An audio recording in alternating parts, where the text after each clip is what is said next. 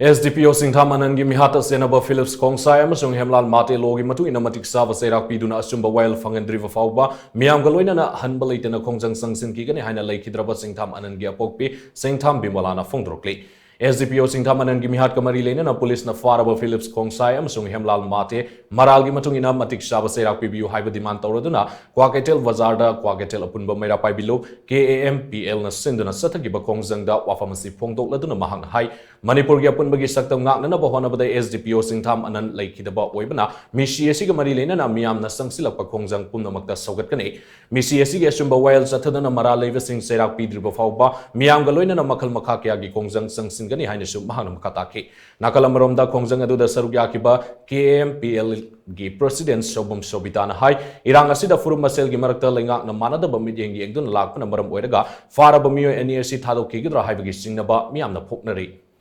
Jingnariba sikok na ba atuba matamda Wayel sathabiu haina su mahang na mari lenaba singi pukning singsilakli ai chagi hatpa Anand Kumar bu hatpa mi do phabi base ai yamna nungai jai thagat pa phongdok jari adubu chanupa do lebak miyang na mutam mathai ka thokrabani na mayam nal praja mayam na pambado adum tawiro mama amagi ro loinam hauriba irang do sibai amama achawa sangina namdhabiraga akhoi ichaji bu hatkiba mi do dandi phanganbi misang changbo dawna leiba sarkar oina urabanina Achumba Wayel se puthokpira oidra haibasigi ekhoi nungnang baga loinana Achumba Wayel puthokpiu ekhoi gi phari basi ekhoi gi commando singna phabani mathauna leina pharaga karigi damakta makhoina ain gi oiba chathaba ngamdribano ekhoi gi sidai sida sarkar pali ekhoi gi ain leiri aduna mase matik chaba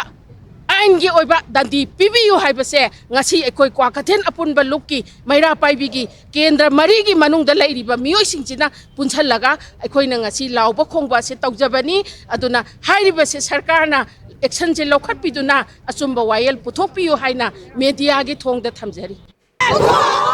yasiki Achumba Wayel